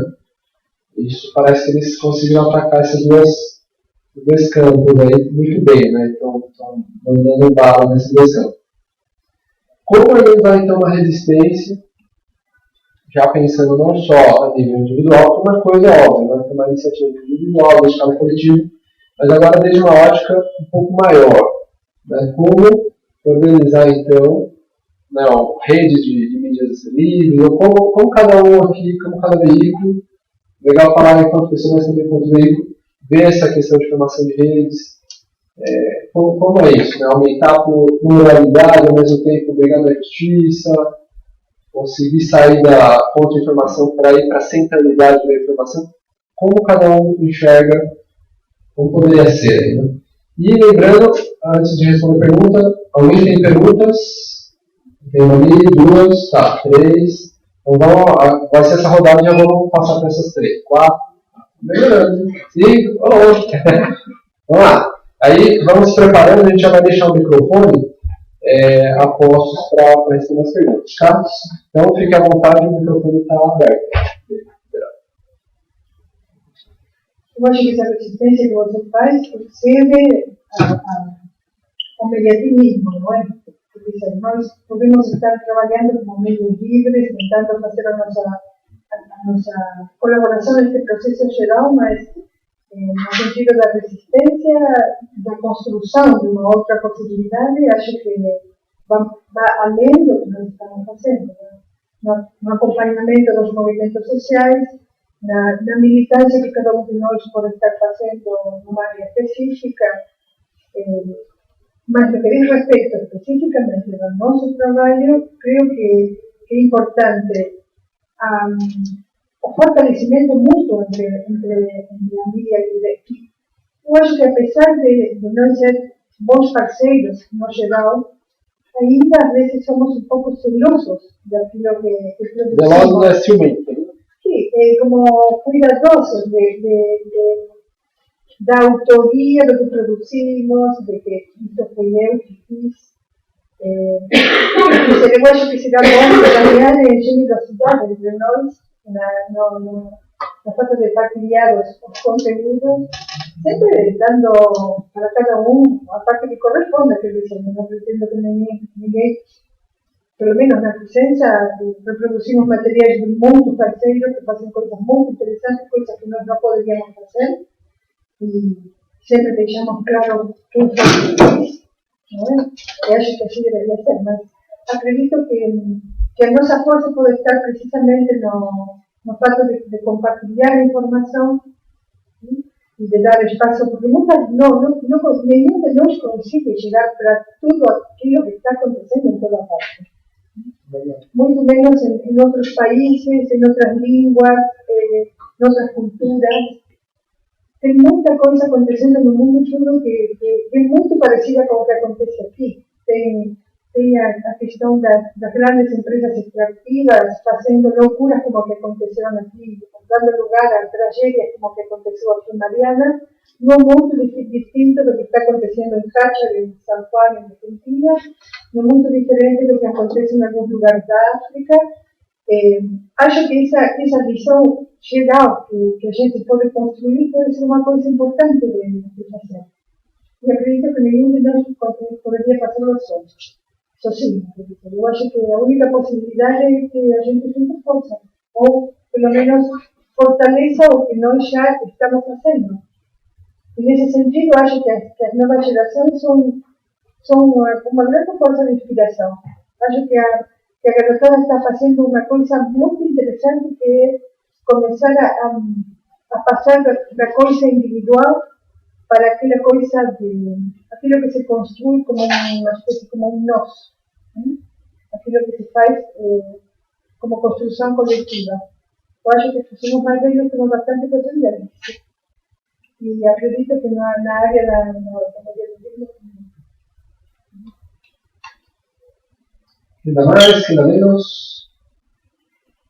Eu acho que a democratização dos meios de comunicação, ela passa, com certeza, também pela união dos coletivos independentes de comunicação, veículos, enfim. E eu vejo muito movimentos nesse sentido, assim, pelo menos na Vai da Pé, a gente sempre tem essa preocupação em estar articulado com outros veículos, alguns são mais parceiros, outros menos, mas, assim, é constante convite para estar aqui, para estar em outros lugares, e isso vai fortalecendo uma rede grande. A agência pública fez um mapeamento, né, que eu acho que vale muito a pena para todo mundo conhecer, assim, com muitos veículos independentes, e no geral eu vejo, assim, uma grande rede neles já, assim.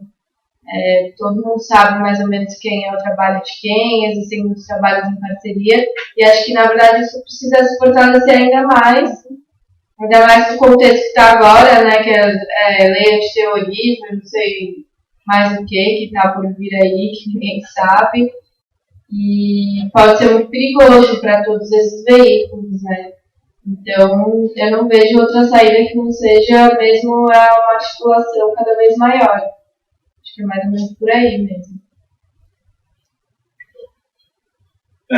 Bom, eu acho que eu levanto uns pontos um pouco mais polêmicos, né? Eu acho que, além do mapeamento, além da articulação, sendo bem sincero, eu acho que do mesmo jeito que eles têm uma articulação entre eles, nós só não vê quem é muito crente na imparcialidade dos meios, né? A gente vê que as capas de jornais, de revistas, as manchetes de jornais, tem semana que é visivelmente articulado. Bola telefonema. É a famosa estratégia da bala de prata, né?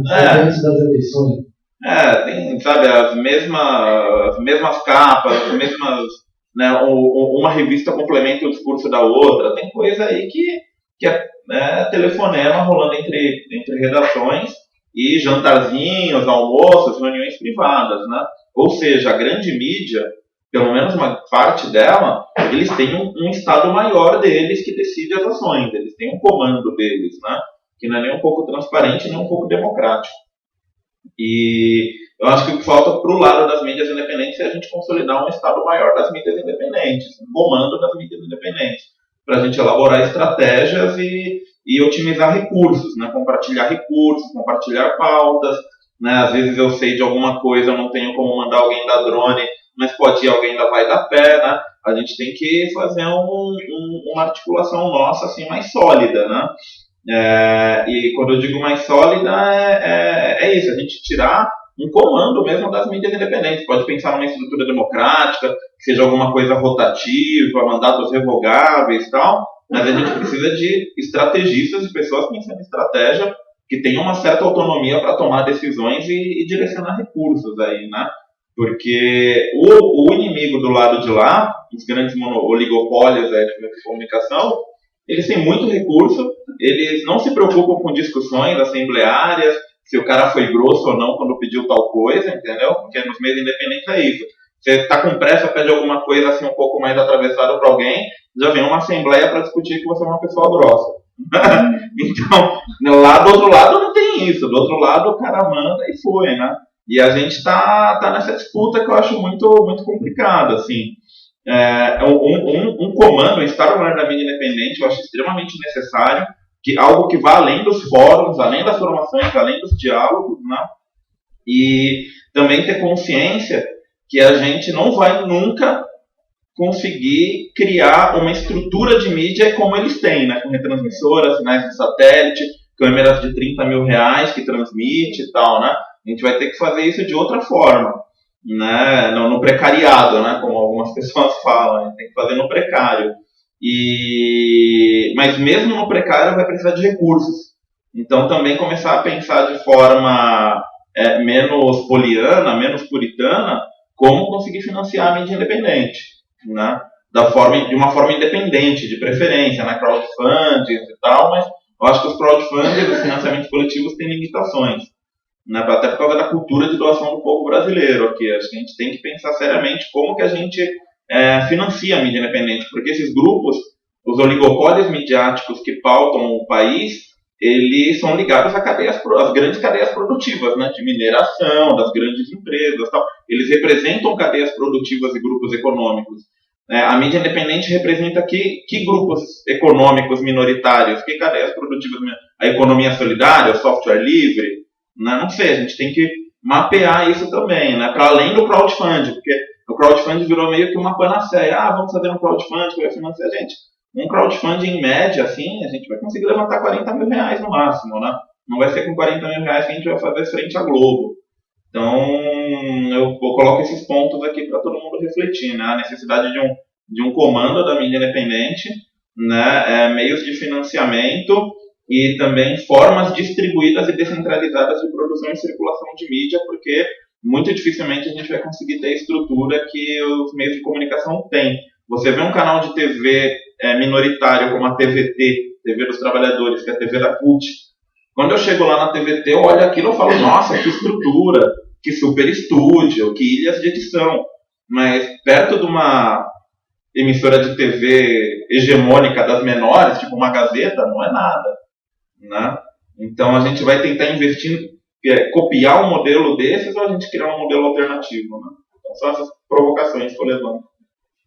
Saindo um pouco do moderador imparcial e indo para o moderador opinativo, aproveitando a deixa, tem uma proposta que é pouco falada também, né? Uma proposta que já foi levantada desde a época do Fórum de Mídia Livre, no Rio de Janeiro e tal, vários anos atrás, foi antes das conferências de comunicação.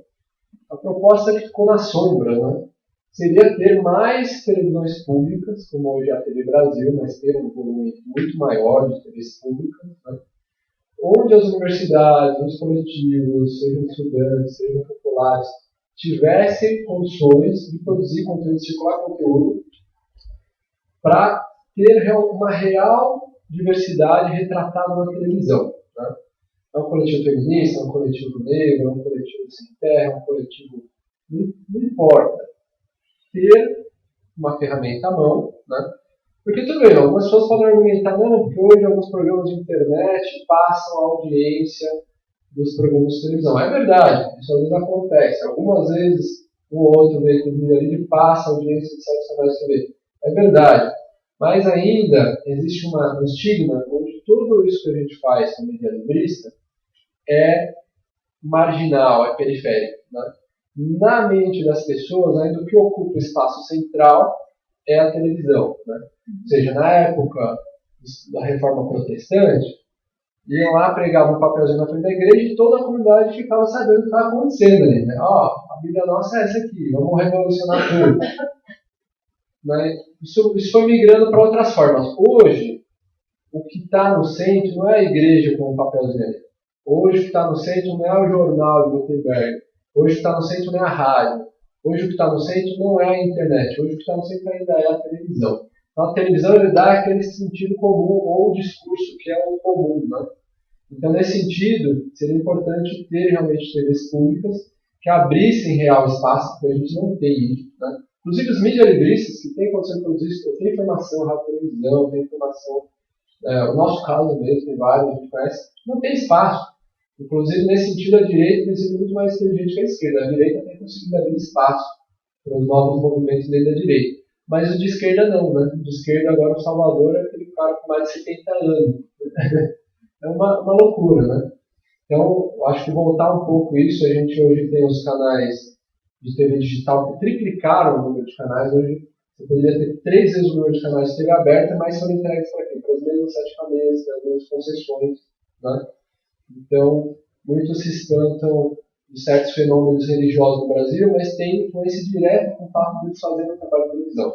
Esses grupos, quando chegam em outros países, a primeira coisa que eles fazem antes de abrir a igreja é abrir o estúdio, começar a fazer o programa, comprar um espaço na madrugada para encher o saco todo mundo que está com insônia. Por quê? Né? Então, também vai no sentido de provocar um pouco, mas de levantar essa pauta que é legal a gente fazer o trabalho, digamos, nas periferias, mas também é legal a gente começar a brigar por esses espaços centrais, pelo menos aumentar a pluralidade, não sei se é o caso de ter uma hierarquia, uma coisa que nem o pessoal de direita tem, mas pelo menos de abrir realmente espaço para ter multiplicidade de vozes, que isso pode ajudar, porque hoje, qual grande multiplicidade de vozes você tem na mídia oficial? Você não tem. Então, se tivesse pelo menos uns 2, 3 canais que tivesse uma multiplicidade de vozes, ia fazer frente a essas 7 famílias, né? Isso a gente não tem. Isso teve na Venezuela, com a Telesur, mal ou bem, com todas as críticas que podem fazer, isso teve mais ou menos na Argentina, mas aqui no Brasil não teve isso. TV do Brasil não se tornou isso, TVT não se tornou isso, e falo em primeira mão que eu tive acompanhando esse processo e pressionando para que isso acontecesse, né, fomos vozes no deserto aí. E agora, boa parte dessa perseguição que volta ao Gojo é justamente porque não abriram esse espaço, né? Porque eles queriam fazer um comando único e não abriram espaço para ter uma pluralidade real. Enfim, voltando ao moderador mais ou menos imparcial, vamos para as perguntas e os comentários da barra. Vamos lá, quem quer perguntar? Boa noite. Eu tenho uma pergunta que é um pouco a ver com um estado que diz assim, né? A mente vazia do Senhor do Diabo. E vocês acreditam que a direita no Brasil é a maioria ou ela só é barulhenta e está conseguindo mover muita gente? Legal. Vamos fazer 2, 3 perguntas e a gente responde, tá? Direito no Brasil é barulhento ou sendo muita gente mesmo? Mas vamos ver. Qual é essa pergunta? Né? E depois todo mundo responde, tá? Boa tarde. Recentemente eu tive um evento com a Paula Milagre, não sei se vocês conhecem, ela é cofundadora. Qual o nome? Paula Milagre. Ela é cofundadora do Jornal Next, que é um jornal independente que saiu. E ela me passou um dado que foi um estudo que eles fizeram lá dentro, que hoje o brasileiro, diferente de outros povos, busca notícias parciais. Ou seja, se ele tem um posicionamento contra o governo, por exemplo, ele vai ver a Veja, ele vai ver o Estadão, e caso ele tenha um posicionamento a favor do governo, ele, por exemplo, leria a Carta Capital. E aí a pergunta vai mais nesse sentido. A experiência que vocês têm com mídia livre, ou até mesmo nos meios de comunicação como todo. Vocês acham que as pessoas, diferentemente de buscar uma notícia que provoque uma reflexão, elas buscam mais manchetes que promovam verdades nos argumentos que elas têm explicar. E aí, dependendo do lado que elas apoiarem. Mais uma pergunta e a gente já roda. Aí tem mais uma vez ou 3 e a gente faz uma segunda volta, tá? Mais alguma?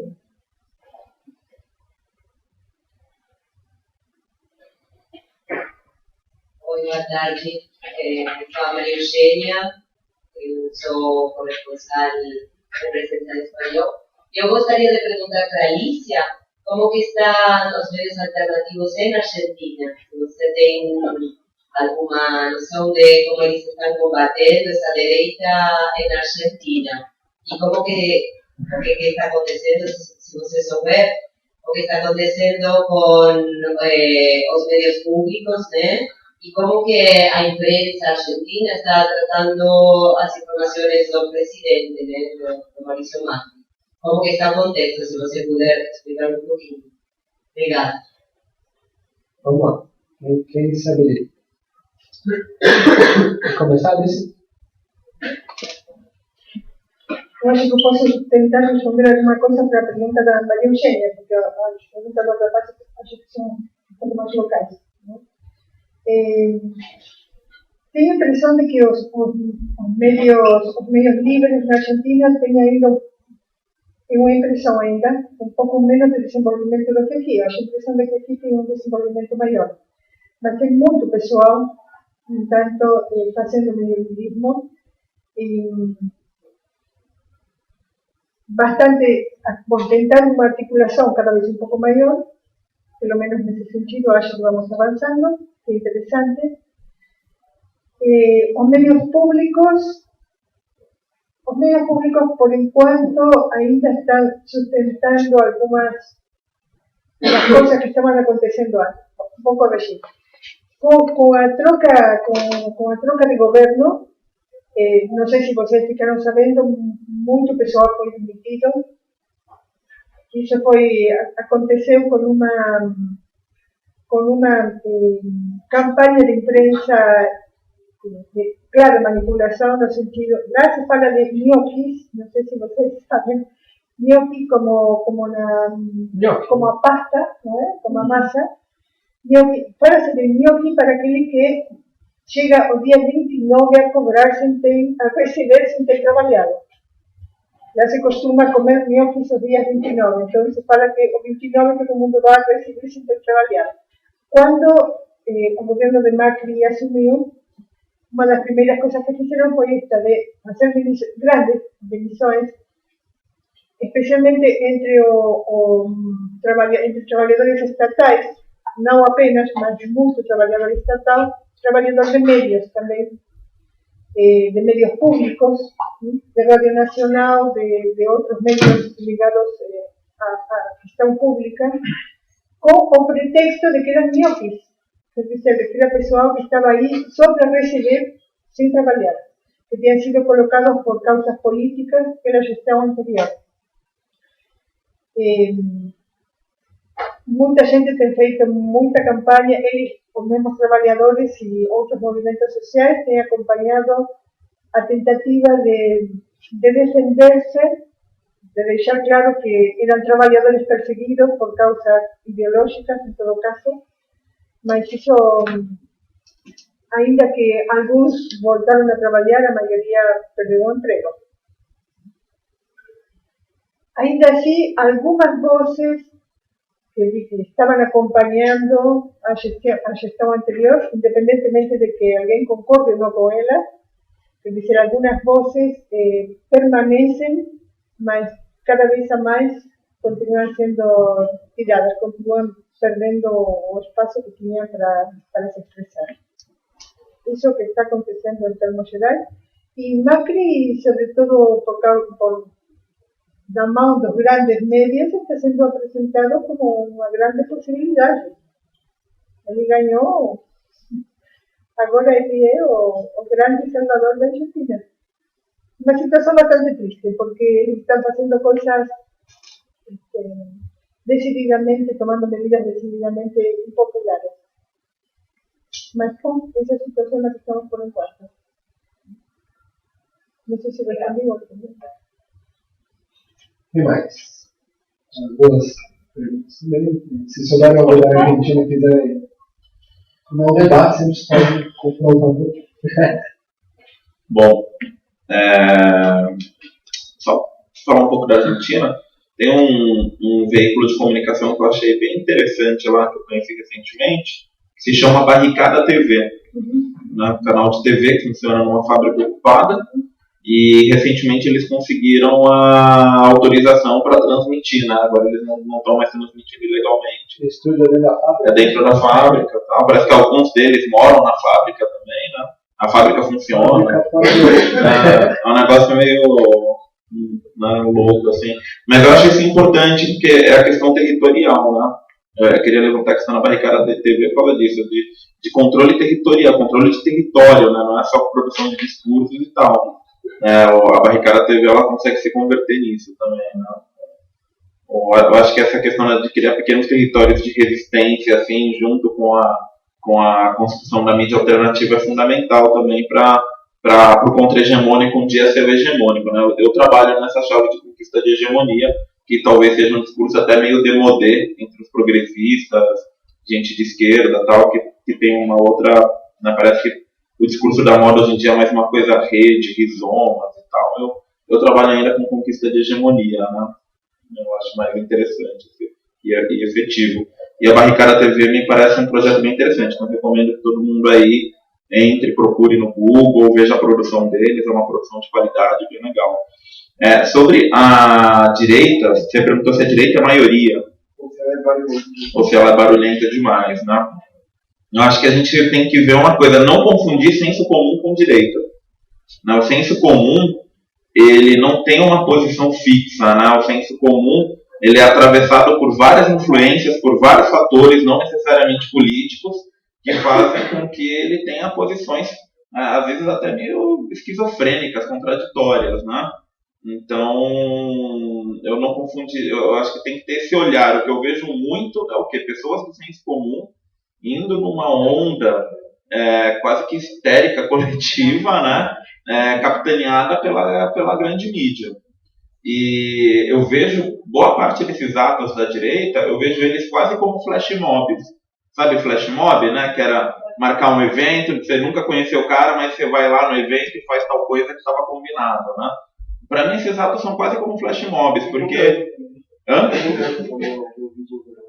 tem vídeo da dança, né? Vai lá e dança igual a gente e tal, né?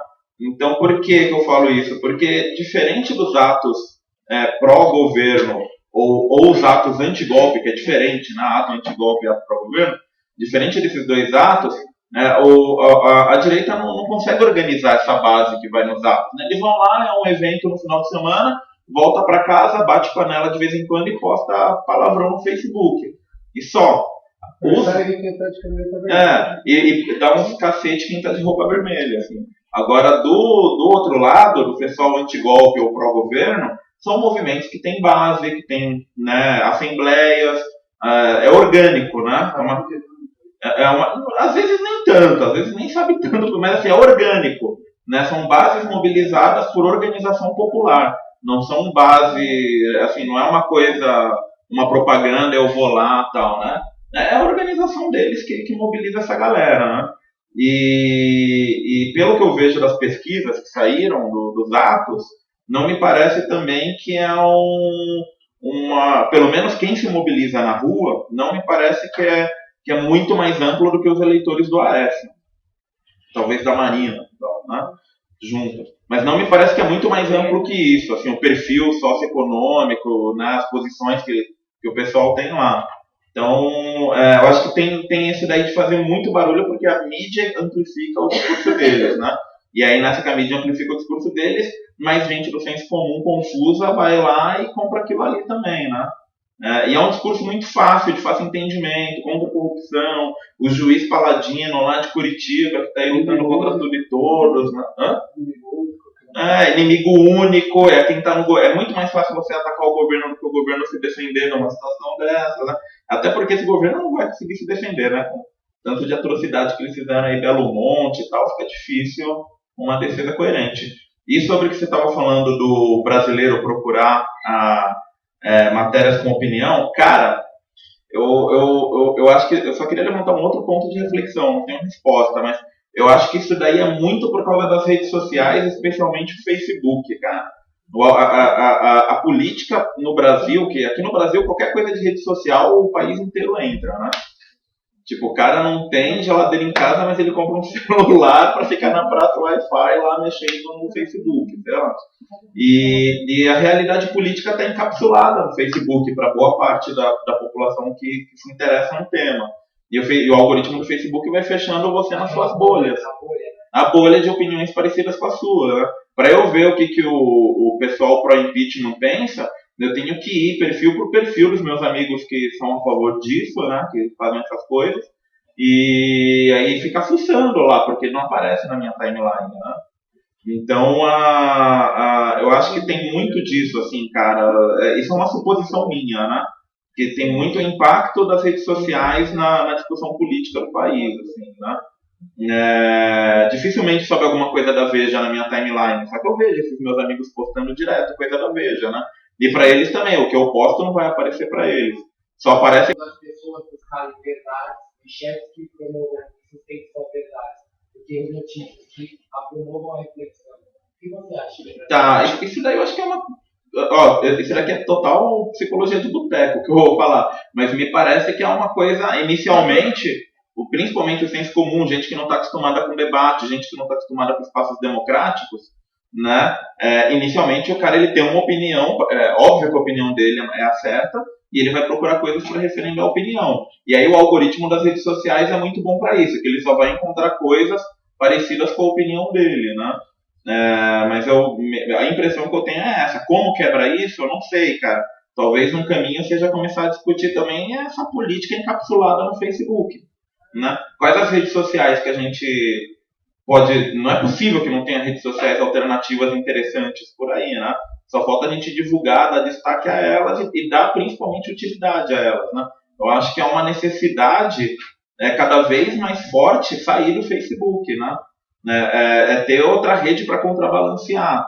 Só que essa rede só vai massificar se ela cumprir as demandas que o Facebook atende. E quais são essas demandas, né? Tem que estudar melhor isso daí, não dá pra gente responder agora, mas eu acho que a pista é por aí, sabe?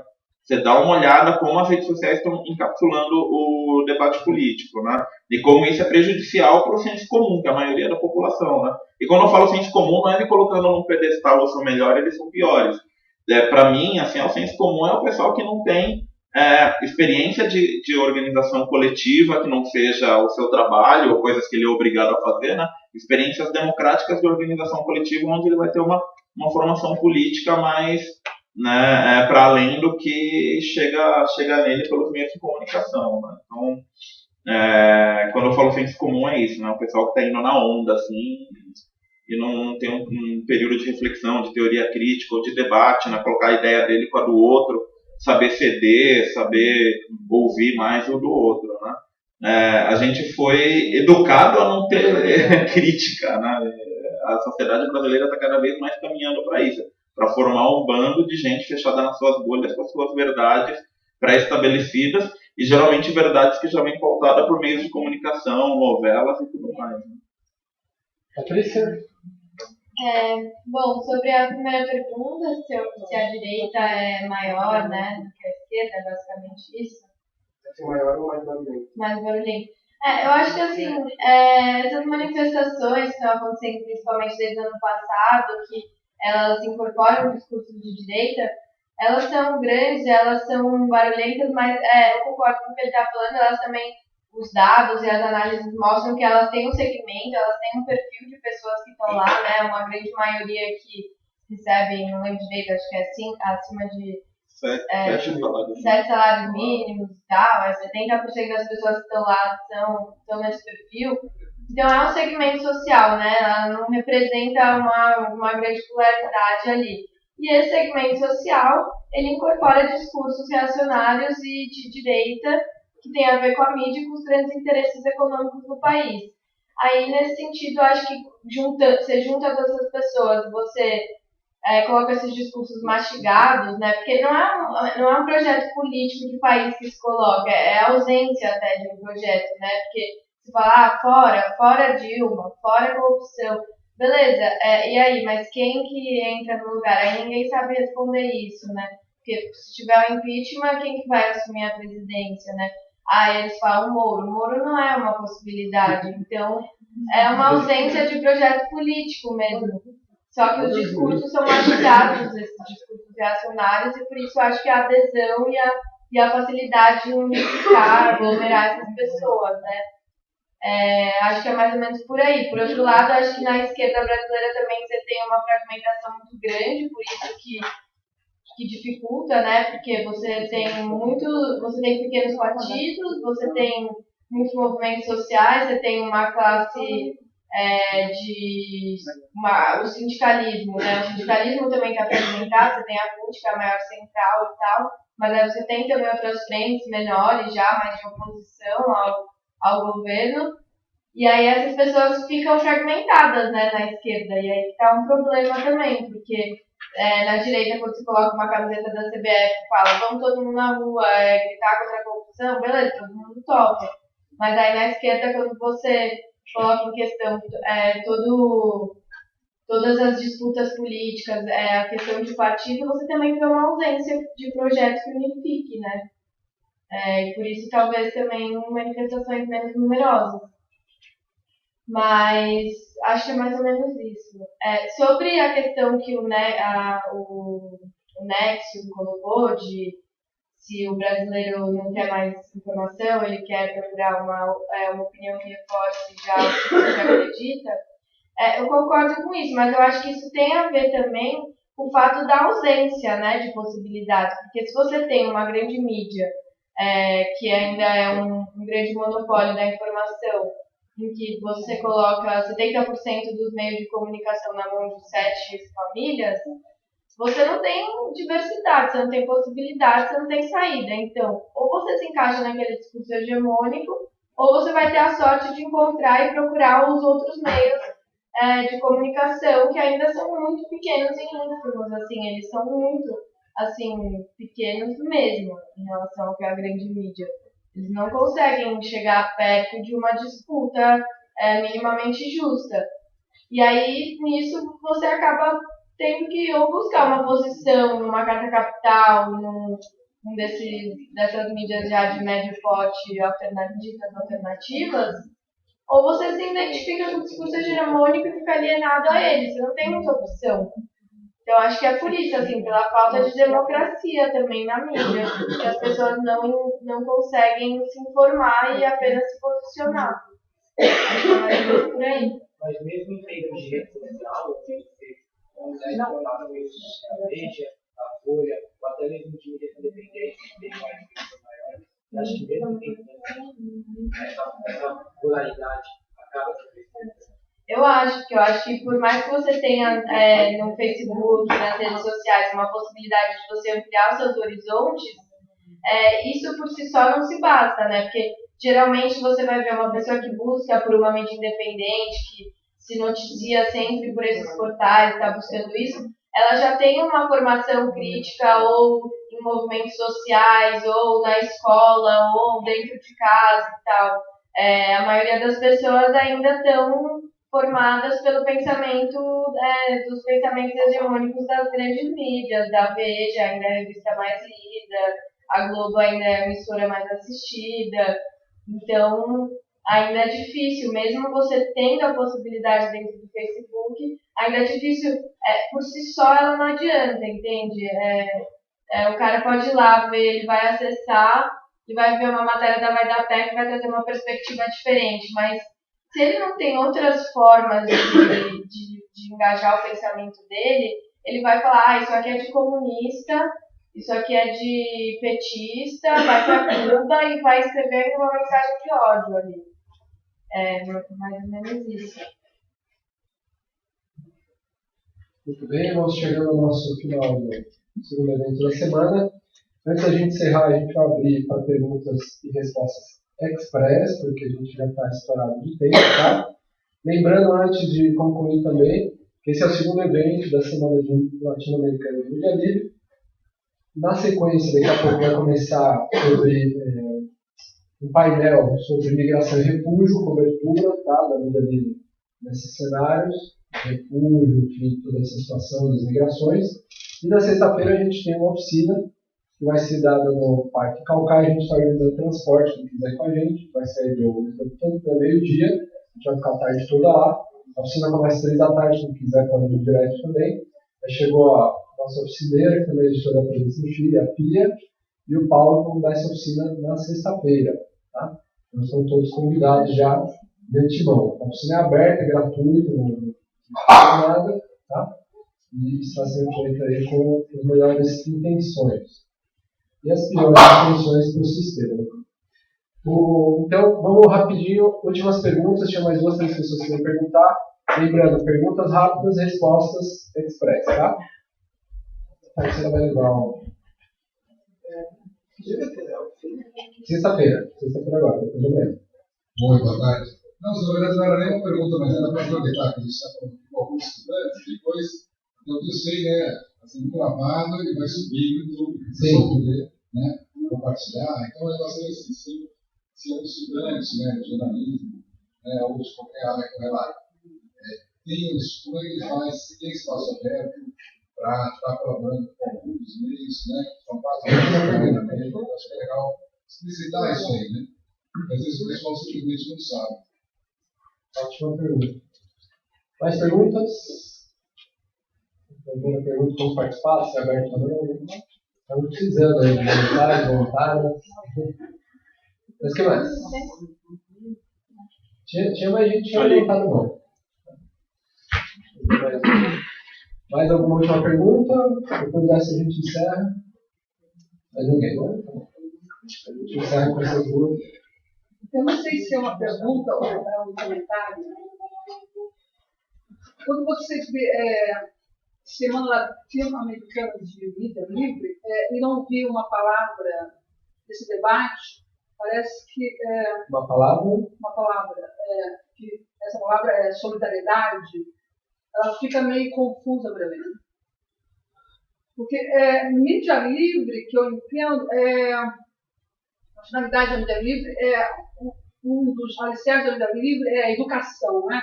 Como você liga as comunidades através de dar voz para elas se expressar por si só na sua realidade política e social daquela comunidade específica. E a América Latina ela é totalmente única. Cada país tem sua unidade cultural, de história.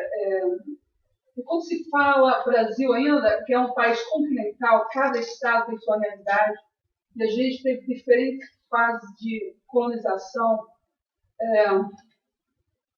e os processos de ditadura que a gente teve no Chile, na Argentina, no Brasil, e outros tipos de sistema autoritário em diferentes países que criou uma nova forma de ver de si próprio em relação à própria América Latina.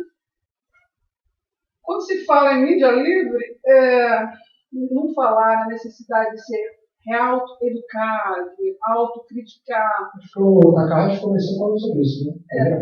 O senhor tem que respeitar a voz. O senhor eu estou ouvindo, mas porque a gente tem que ser rápido. Obrigada. Eu vi nesse momento só o senhor aqui da TV Drone trazer esse ponto muito importante, que é a educação, né? Porque a mídia livre não é para você se autopromover como um grupo coletivo, mas para ajudar as pessoas a se educar, não é? Então, acho que a gente tem que meditar nessa palavra de solidariedade, como a gente vai criar uma ponte com tanta cultura diferente. E como a gente vai unir essas lutas sociais que estão surgindo e surgiram nesse processo de 600 anos de colonização da América Latina. Bom, muito boa pergunta. Então, só para resumir a pergunta, como... Usar a palavra solidariedade. Muito bem. Então, quem quer fazer as respostas? Começando... Eu acho que pode aparecer apenas como uma defesa, não é? Na vocação da vida. Eu acho que nós estamos sendo solidários. Acho que estamos dando voz para as comunidades, na medida das nossas possibilidades, nos distintos países nos quais estamos, de facto todos nós temos relações com mídia de distintos países da América Latina. Acho que estamos sendo solidários, acho que podemos aprimorar isso, mas esta construção de diversidade, de convivência na diversidade que precisamos fazer na América Latina, é uma coisa na qual podemos dar uma força, mas certamente não depende nem por pouco dos pequenos meios que estamos representando. Né? Mas só para aproveitar, imagino que estamos encerrando.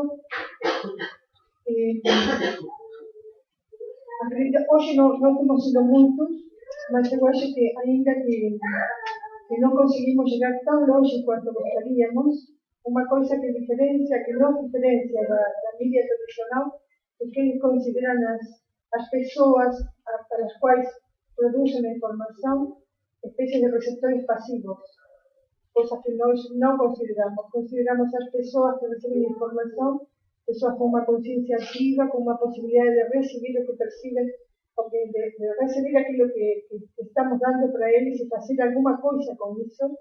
Eles conseguem refletir, até agir, tomar a mesma direção que a gente está indo. Então, eu acho uma responsabilidade dos nossos meios tentar fazer uma informação o mais veraz possível, o mais honesta possível, porque nunca sabemos que tão longe vai chegar. E nesse sentido, talvez alguns de vocês tenham encontrado interessante o que temos falado até aqui, os desafios que significa esta tarefa, possam vir a melhorar o que estamos tentando fazer, porque acho que qualquer um de nós e qualquer um dos parceiros dos outros meios com os quais estamos trabalhando precisam de muita mais ajuda da que temos. Assim que tomaram isso como convite.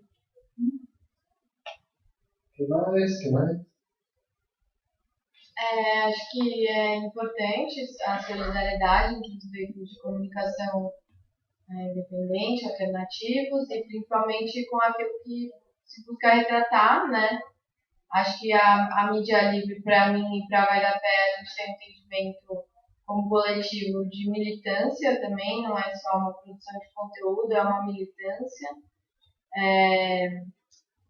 E a maioria dos veículos independentes que eu vejo também entendem a mídia independente como uma militância também, não apenas como uma produção de conteúdo, principalmente porque é tão difícil, né, o financiamento e várias outras coisas, e você acaba trabalhando até mais do que você trabalharia se você tivesse um emprego regrado, se trabalhasse numa emissora, você ia ter tais horas para cumprir. Mas como você está criando, então você está o tempo inteiro, né, engajado naquilo. E no caso da Vai da Pé, a gente é um coletivo de comunicação colaborativa aberta, a gente é uma rede muito grande. Na verdade, assim, das pessoas que realmente tocam diariamente e estão lá toda semana, a gente é entre 5 e 10 pessoas, mas a rede como um todo engloba umas 50 pessoas, já passaram pela Vai da Pé mais de 100, assim. E para quem quiser ir, é totalmente aberto, a gente sempre recebe as pessoas. E seja para fazer uma pauta, seja para fazer um monte de pautas, ou seja, simplesmente para conhecer e participar de debates, é completamente aberto. Bom, gente, vou tentar responder as duas perguntas e fazer a fala final, né? Sobre a questão de solidariedade. Bom, em solidariedade entre as mídias, eu já fiz um comentário, né, aquela história que estava falando do Estado Maior aí das mídias. Eu acho que a gente precisa ter claro também que todo o cenário político que está acontecendo e impacta diretamente na questão do medialivrismo e das mídias hegemônicas é o contexto internacional, né, de disputa de recursos energéticos, uma coisa aí chamada imperialismo, né, que o pessoal tem medo de falar hoje em dia, com medo de parecer comunista. E o que a gente está passando aqui no Brasil, em grande parte, tem um dedo disso, né? De interesses internacionais sobre extração de recursos naturais, prioritariamente ligados à energia, né? Não é por um acaso que o centro da crise política é a Petrobras, o pré-sal. Se a gente parar para pensar na história do Brasil, as grandes crises políticas passavam pela Petrobras, né? O Getúlio fundou a Petrobras em 53 e em 54 ele estava se matando. né? Então a gente tem aí algumas questões aí para levantar. Então eu queria levantar esse ponto de atenção e nisso levantar também a questão nacional, né? A gente largou a questão nacional, a defesa da pátria, na mão dessa direita estranha que está aí na rua, confusa e autoritária, né? E agora ser nacionalista ou patriota virou sinônimo de ser fascista aqui no país, né? Eu acho isso um erro. Eu acho que a gente tem que reivindicar a questão nacional, porque para o senso comum é a forma mais fácil de você atingi-los, inclusive para despertar a questão da solidariedade enquanto povo, né? E no caso da América Latina, fica mais fácil a gente pensar numa nacionalidade latino-americana, né? A gente começar a combater essa coisa do Brasil virar as costas para a América Latina e discutir a questão da pátria grande, né? Que é um discurso muito forte que tem na Bolívia, na Argentina, na Colômbia, na Venezuela, e aqui no Brasil não tem, né? Você fala pátria grande, os caras não entendem o que é isso, né? Até o Papa está falando pátria grande e aqui não, né? Então eu vejo assim que a questão nacional tem que ser resgatada aí pelos setores progressistas. Sobre a participação, na TV Drone, a gente está aberto à participação, a gente trabalha principalmente com produção audiovisual, mas se alguém quiser vir com alguma proposta, principalmente uma proposta na questão de educação, de mídia, né, vamos sentar e conversar. Vou ser bem sincero, não é tão aberto, né, a gente não faz reuniões abertas, mas a gente tem um corpo de voluntários, né, não é todo mundo que quer ser voluntário que a gente deixa ser voluntário, né, porque isso daí, quem compõe a TV Drone já teve experiência em outros movimentos abertos, onde isso foi um grande problema, né, a reunião ser totalmente aberta, aparece uma pessoa, bagunça tudo por 2 meses e some, né? Então a gente tem aí alguns níveis de envolvimento para ajudar, né? Acho que inclusive em grande parte é por isso que a gente ainda não cresceu muito, né? Porque a gente tem esses filtros, né? Que é baseado na nossa experiência de problemas com pessoas sazonais que aparecem lá, querem bagunçar o coreto, dar ordem, não puxa tarefa nenhuma e depois some, né? E assim, a gente tem uma equipe fixa que recebe, né? A gente tem patrocínios de uma empresa, a gente tem editais que a gente disputa, né? Então a gente tem uma pequena equipe de 4 pessoas que estão lá, ninguém recebe nenhuma fortuna, está todo mundo com dívida, inclusive, né? Mas a gente tem um grupo de 10 voluntários aí que até o momento ajudam mais na cobertura de atos, né? Ir lá com o celular, filmar, talvez gravar uma entrevista, mas a gente está querendo abrir outras frentes também, né? Então quem tiver interesse, me procura aqui depois do seminário, do debate, e a gente conversa, assim, vai ser um grande prazer. Para encerrar, principalmente respondendo como participar, né, que eu acho que essa é uma pergunta importante, posso falar um pouco da minha presença, principalmente no B4B. A gente também é totalmente aberto a voluntários, eu acho que eu tenho cartaz bem tirado, né, com contatos, quem quiser participar. A gente não tem filtro, a gente convida todo mundo. Eu acho que aqui somos hermanados, então para a gente também, quem estiver participando do Vagapé, na TV Drone, na presença 4V, para a gente é igual. Eu acho que ao contrário do que a companheira ali levantou, acho que a gente tem que fazer autopromoção sim, porque se a gente não se divulgar, ninguém vai falar de nós, né? Infelizmente. Antes fosse a gente dispusesse de alguns meios, não precisasse ter que fazer isso, mas sim. Eu acho que alguns trabalhos como esse mesmo, a Semana de Mídia do Brasil, tem a ver com essa coisa de uma educação colaborativa. Tomar cuidado, porque isso também se translada para o tema da educação. E, sobretudo, o convite para participar nesses dias mesmo. Daqui a pouco já começa o próximo evento, sexta-feira já temos aí, mas não tem umas 8 a 9 pessoas que estão vindo de outros países, né? Isso é legal. Ontem a gente teve uma amiga do Equador, aqui uma Mar del Plata, Argentina, a Pia que acabou de chegar do Chile, tem gente chegando da França, o Ricardo também da França. Então, acho legal para ter uma multiplicidade de pontos de vista. Uma última denúncia que eu estava quase escapando, acho que é importante a gente relembrar também, que o mesmo caso que está acontecendo esses golpes brancos, onde a mídia vai preparando o terreno e depois acusa primeiro e prende depois, né? Também aconteceu recentemente na Argentina com uma grande lutadora lá, que é a Milagro Sala, a gente está em campanha de liberação dela. Tá? Isso é um fenômeno, né? Esse fenômeno de perseguição que aqui agora tem o CT, mas está virando caça às bruxas. A gente precisa lembrar que o antigo comunista da Veja saiu com uma relação lá de supostos 100 artistas, 800, né? 800 intelectuais, artistas, colaboradores. Enfim, 800 intelectuais, artistas, não sei o quê, que são petistas, nem sei se todos são petistas mesmo, mas enfim, o fato não é esse, o fato é que vai dando sinais de que está voltando uma caça às bruxas. E sinais concretos, a gente não está falando de teoria, a gente está falando de o Lula que foi para o aeroporto em vez de ir para a delegacia, o Braga Gustavo que foi preso com acusações bastante infundadas, que foram mudando as acusações. Esse tipo de coisa está acontecendo já. Né? Pessoas, né, a rubrofobia, agora que alguns falam.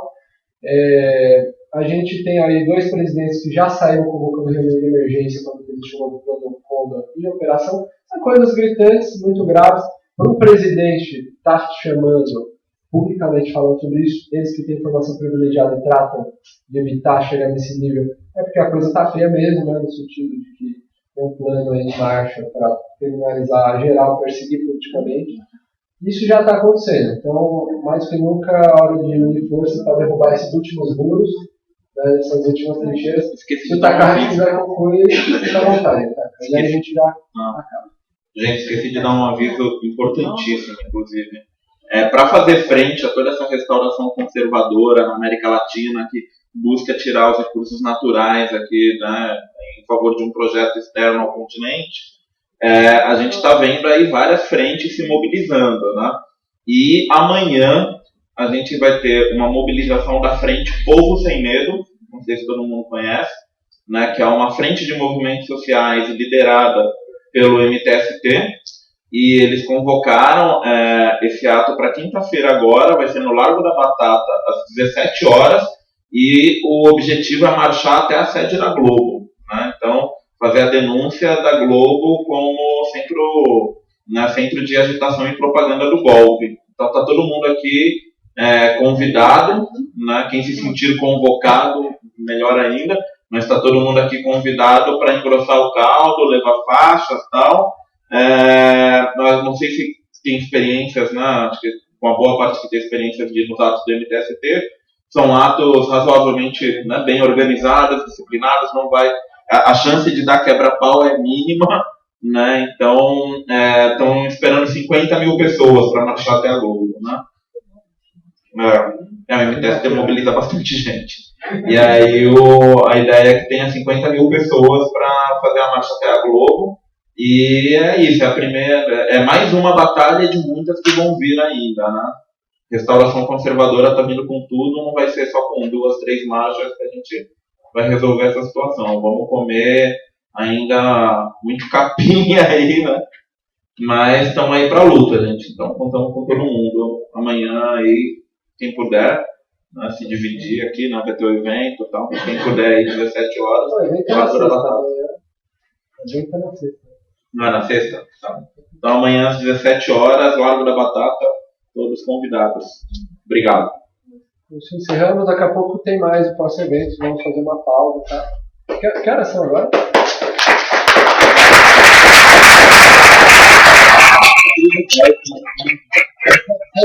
começa o próximo. 7h30, então temos uma pausa.